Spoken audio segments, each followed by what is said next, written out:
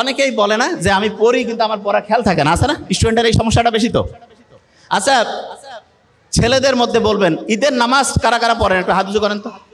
বাকিরা পড়েন না?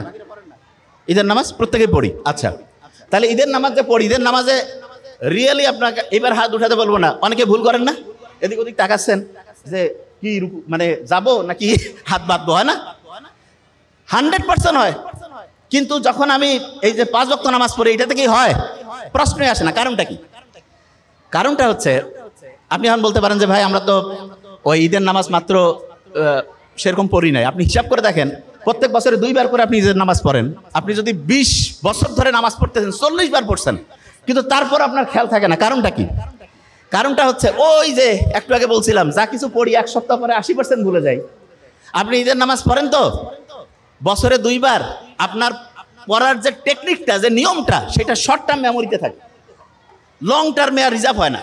কিন্তু আপনি রেগুলার যে 5 ওয়াক্ত নামাজ পড়েন, এটা আপনার লং টার্ম মেমোরিতে রিজার্ভ হয়ে যায়।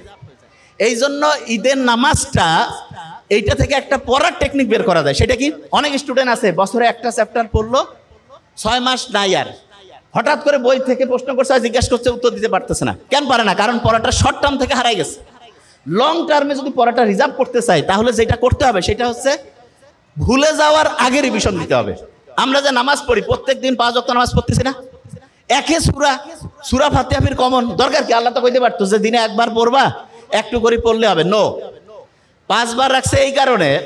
দেখবেন মুহাম্মদ সাল্লাল্লাহু আলাইহি ওয়াসাল্লামের একটা হাদিস আছে, দিনে যদি 5 বার কেউ গোসল করে, তাহলে তার শরীরে কোনো ময়লা থাকে না। না, আমাদের শরীর যত দ্রুত ময়লা হয়, তার চাইতে দ্রুত ময়লা হয় আমাদের ব্রেন। যে কি কোন ভাই, ব্রেন ময়লা হয়? হ্যাঁ। এবং ব্রেন যদি ময়লা হয়, তখন হয় কি? ডিপ্রেশন হয়, অ্যাংজাইটি হয়, ঠিকভাবে ঘুম আসে না। তা ব্রেনটা পরিষ্কার করার জন্য প্রত্যেক দিন 5 বার গোসল করার চাইতে উপকারী জিনিস নামাজের ব্যবস্থা আল্লাহ করছে। তার মানে নামাজ এটা ব্রেন পরিষ্কারের একটা সেরা বুদ্ধি। কিভাবে পরিষ্কার হয়? ওই যে বিজ্ঞানীরা দেখছে, নোবেল বিজ্ঞানীরা, যে সবচাইতে ভালো কোনটা? যে শুকরিয়া যদি থাকে, আপনি যখন নামাজে দাঁড়ান, তখন যদি এই শুকরিয়াটা থাকে আপনার মধ্যে, যে আমি যা কিছু পড়ছি, যে অবস্থায় আমি আছি, আল্লাহর কাছে আমি শুকরিয়া, আল্লাহ আমাকে তুমি ভালো রাখছো, অটোমেটেড দেখবেন যে আপনার মনের যে দুশ্চিন্তা, মনের মধ্যে যে খারাপ অবস্থা, এটা আল্লাহর রহমতে নাই হয়ে গেছে। দেখুন, বিভিন্ন সময় অনেক লোক আছে না, এই যে রোজার সময় রোজা রাখে অনেক সময়, আবার অনেকে বছরে 2 দিন করে প্রতি সপ্তাহে সপ্তাহে রাখে।